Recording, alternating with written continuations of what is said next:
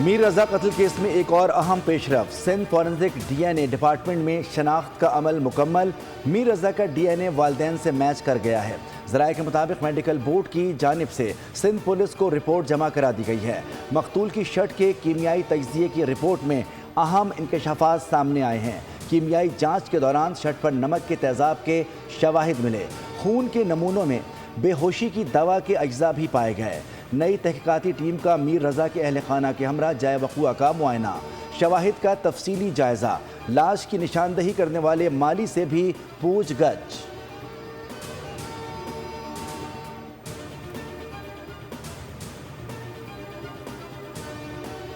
100 گھنٹے کسی بھی کیوری کو پولیس کی ایڈریس کرنے کے لیے تیار ہیں۔ ہم کچھ وتھ ہولڈ نہیں کر رہے۔ وہ جو آپ کو آڈیو لیک کرنے کی ضرورت نہیں ہے جی، آپ کو بینک اکاؤنٹ لیک کرنے کی ضرورت نہیں ہے، آپ کو کوئی مالی معاملات لیک کرنے کی ضرورت نہیں ہے۔ فیملی سب آپ کو پہلے دن سے خود بٹھا کے بات کر رہی ہے۔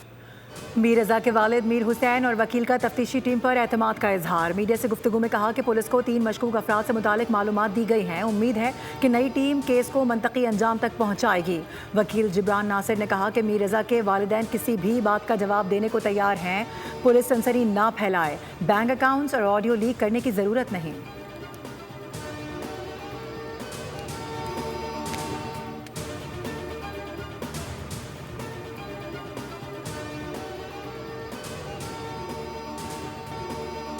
برما میں ٹرائی لیٹرل ڈیفنس پیکٹ کیا ہے۔ کسی ملک کے خلاف یہ معاہدہ نہیں ہوا۔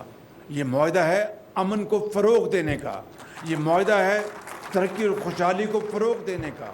تحریک پاکستان کے وقت حضرت قائد اعظم کی بڑی متحرک لیڈرشپ میں پاکستان کی تخلیق میں کرسچن کمیونٹی، ہندو کمیونٹی، سکھ کمیونٹی، پارسیز پاکستان بنانے میں جو تعمیری کردار ادا کیا وہ تاریخ کا حصہ بن چکا ہے۔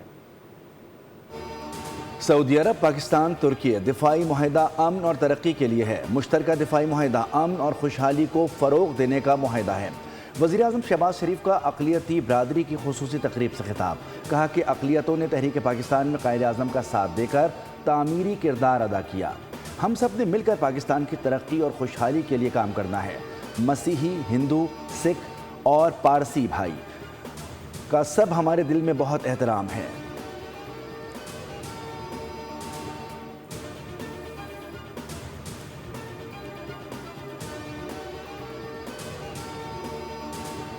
وزیر داخلہ محسن نقوی ایرانی دارالحکومت تہران پہنچ گئے۔ محسن نقوی نے وزیر خارجہ عباس عراقچی اور وزیر داخلہ سکندر مومنی سے ملاقات کی۔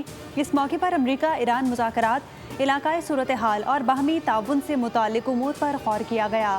محسن نقوی کے تہران پہنچنے پر ایرانی ہم منصب سکندر مومنی نے استقبال کیا۔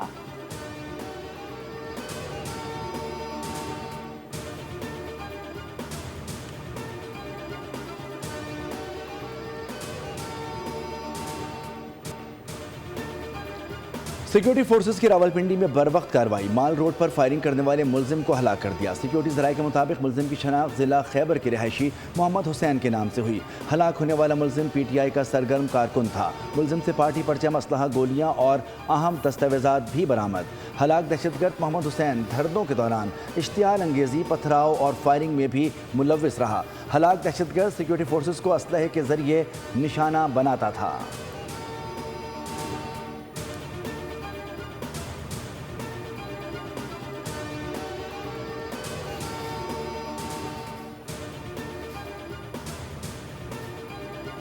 واقعہ ہوا ہے فائرنگ کا، میں سمجھتا ہوں کہ اس نے سب کی آنکھیں کھول دی ہیں اور یہ بات اب ثابت ہو چکی ہے کہ پی ٹی آئی کی ہر احتجاج کے پیچھے وہ ایک مضمون مقصد ہے کہ ہم نے اسلحے سے لیس آنا ہے، ہم نے فائرنگ کرنی ہے، ہم نے لاشیں گرانی ہیں، امن امان کو تباہ کرنا ہے اور ملک کو نقصان پہنچانا ہے۔ یہ آج پوری دنیا نے دیکھ لیا ہے۔ تشدد کی سیاست پی ٹی آئی کا وتیرہ بن چکا ہے۔ پی ٹی آئی کے لوگ تمام طرح احتجاج میں اسلحے سے لیس ہو کر آئے۔ وفاقی وزیر اطلاعات عطا اللہ تارڑ نے کہا ہے کہ پی ٹی آئی والے پرامن احتجاج پر یقین ہی نہیں رکھتے۔ مال روڈ واقعے سے بہت سی چیزیں سامنے آ چکی ہیں۔ پی ٹی آئی کا مقصد ملک میں انتشار پھیلانا اور امن و امان کو تباہ کرنا ہے۔ عطا تارڑ نے مزید کہا کہ مکہ مشترکہ دفاعی معاہدہ وزیر اعظم فیلڈ مارشل کی کوششوں کا نتیجہ ہے۔ پاکستان کے دشمنوں کو ہمیشہ شکست ہوگی۔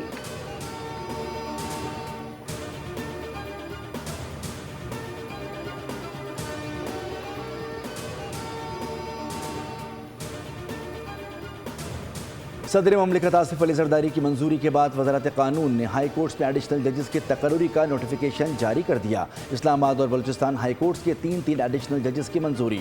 لاہور ہائی کورٹ میں 10 ایڈیشنل ججز کی تقرری کا نوٹیفیکیشن جاری۔ سندھ ہائی کورٹ کے ایڈیشنل جج جسٹس خالد شاہانی کی مدت ملازمت میں 6 ماہ کی توسیع کر دی گئی۔ صدر نے سپریم کورٹ کے ججز کی تنخواہوں، الاؤنسز اور پینشن کو وفاقی آئینی عدالت کے ججز کے مساوی کرنے کی بھی منظوری دے دی۔ ہارون اختر وزیراعظم کے مشیر برائے صنعت و پیداوار مقرر۔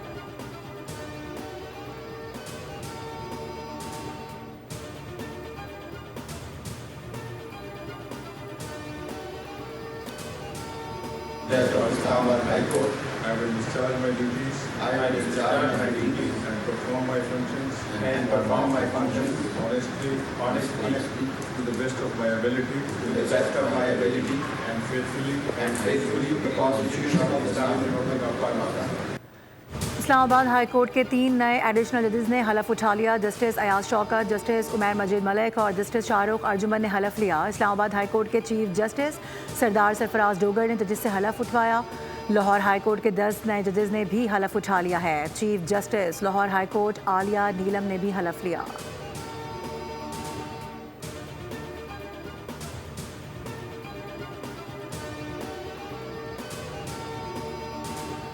کشیدگی کے حل کے لیے دنیا کی نظریں پاکستان، قطر اور عمان پر مرکوز۔ اسلام آباد میمورنڈم پر دباؤ کے باوجود پاکستان امریکہ اور ایران کو دوبارہ مذاکرات کی میز پر لانے کی کوشش کر رہا ہے۔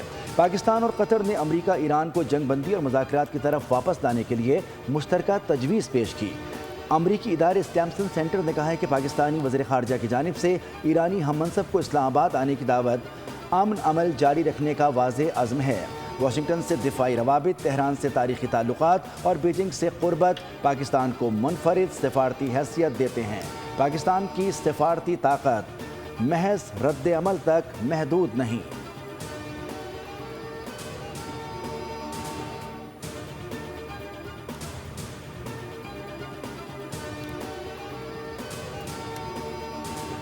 امریکی بحریہ نے پوری آبنائے ہومس کو بارودی سرنگوں سے صاف کر دیا ہے۔ امریکی صدر ڈونلڈ ٹرمپ کا دعویٰ، کہا کہ امریکہ آبنائے ہومس کو کنٹرول کر رہا ہے۔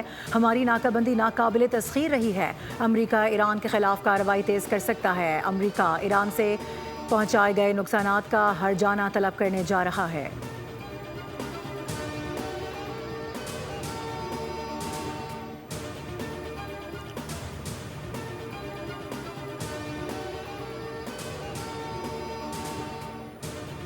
ایران ناقابل تسخیر طاقت ہے۔ ایران نے دنیا کو اپنی مضبوطی اور طاقت ثابت کر دی۔ ایرانی وزیر خارجہ عباس عراقچی نے کہا ہے کہ ایران کی امریکہ کے خلاف مزاحمت نے دنیا کو حیران کر دیا ہے۔ کسی کو توقع نہیں تھی ایران امریکہ کے سامنے یوں ڈٹ جائے گا۔ مختلف ممالک کے وزرائے خارجہ اور دیگر حکام بھی اس بات کا اعتراف کر چکے ہیں۔ امریکہ کو اسرائیل، مغرب اور دیگر ممالک کی حمایت حاصل تھی۔ ترجمان ایرانی وزارت خارجہ اسماعیل بقائی نے کہا، امریکی پابندیوں پر رد عمل میں کہا کہ امریکی پابندیاں ایران کا دم گھونٹنے کی کوشش ہیں۔ پابندیوں کی شدت میں اضافہ امریکہ کی پالیسی نہیں بلکہ عادت بن چکی ہے۔ واشنگٹن سفارت کاری میں ناکامی پر پابندیوں کا سہارا لیتا ہے۔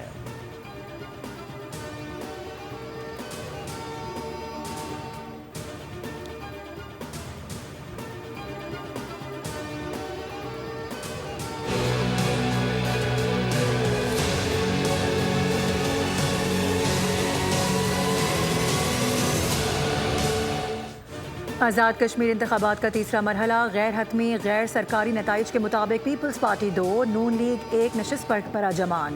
سردار عتیق آبائی سیٹ ہار گئے۔ اہل 14 باغ میں عوامی دست و بازو پارٹی کے ساجد عباسی نے میدان مار لیا۔ اہل 15 پر پیپلز پارٹی کے ضیاء قمر کو برتری حاصل۔ اہل 16 پر مسلم لیگ نون کے سردار میر اکبر خان آگے۔ اہل 17 حویلی کی نشست پر پیپلز پارٹی کے فیصل ممتاز راٹھور کو برتری حاصل۔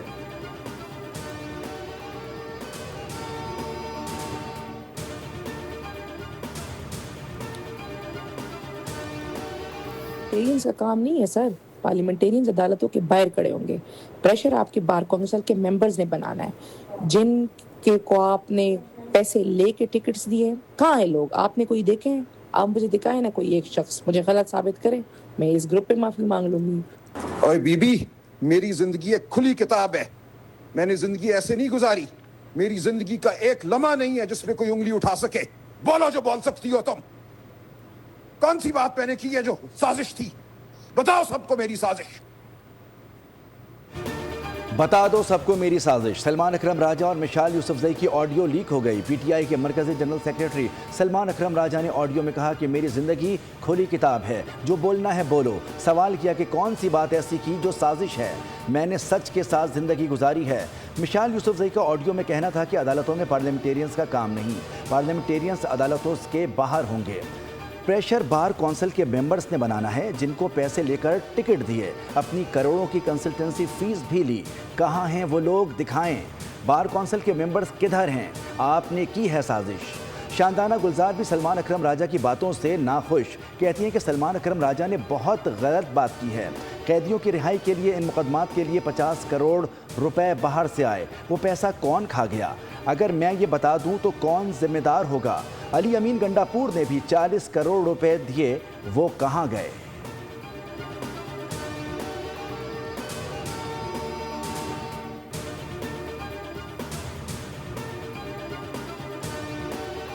वज़ीर-ए-आज़म शहबाज शरीफ की ज़ेर सदारत फेडरल बोर्ड ऑफ रेवेन्यू से मुतालिक जायज़ा इजलास। कस्टम्स बॉन्डेड वेयर हाउसेस का 3 साल का आज़ादाना थर्ड पार्टी ऑडिट करवाने की हिदायत। वज़ीर-ए-आज़म ने कहा कि कस्टम्स बॉन्डेड वेयर हाउसेस में किसी भी बेज़ाब्तगी की गुंजाइश नहीं। गैर कानूनी सरगर्मी में मुलव्वस एहलकारों के खिलाफ कानून के मुताबिक सख्त कार्रवाई की जाए।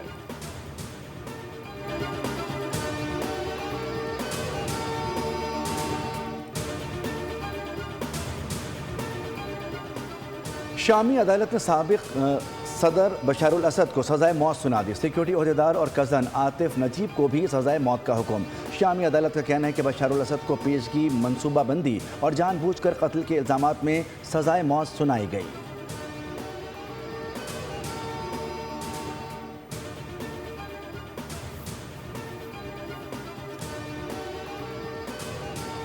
को अमन मिल रहा है, न रोजगार मिल रहा है, न सेहत की सहूलतें मिल रही हैं, न तालीम मिल रही। आप अगर एक एक चीज को देखते चले जाएं तो ये सिस्टम नाअहली का एक शाहकार है। इसलिए सिर्फ एतराफ़ कर लेने से मसला हल नहीं होगा, बल्कि फिक्स भी होना चाहिए कि कौन कौन यहाँ पर हुक्मरान रहे हैं, किस किस तरह से इलेक्शंस को यरगमाल बनाया जाता है।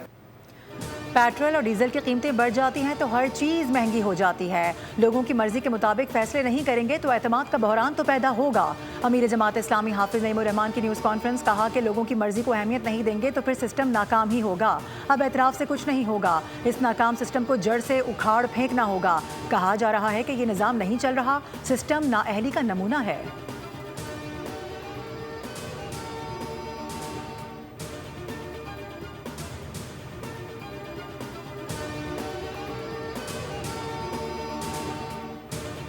सिंध की तकसीम किसी सूरत कबूल नहीं, कराची सिंध का अटूट अंग है। तर्जुमान सिंध हुकूमत सादिया जावेद का हाफिज नईमुर रहमान के बयान पर रद्द-ए-अमल। कहा कि नए सूबों का क़याम आइनी तौर पर मुमकिन है, तहाँ मुतालिका सूबाई असम्बली की मंजूरी ज़रूरी है। जमात इस्लामी कराची में लिसानी सियासत को हवा देकर शहर का अमन तबाह करना चाहती है।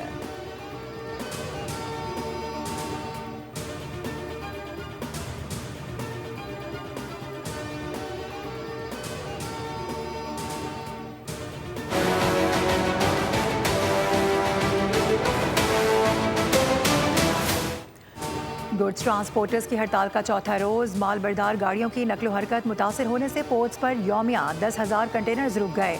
सदर transporters of goods association Tariq गुजर का कहना है कि हुकूमत संजीदा है तो फिर मुतालबात मंजूर करे। हुकूमत ने 2 दिन में मुतालबात नहीं माने तो एहतजाज बढ़ा देंगे। मलिक शहजाद अवान ने कहा कि वफाक और सिंध हुकूमत हमारे मसाइल हल करने में संजीदा नहीं है, सिर्फ यकीन दहानी पर हड़ताल ख़त्म नहीं करेंगे।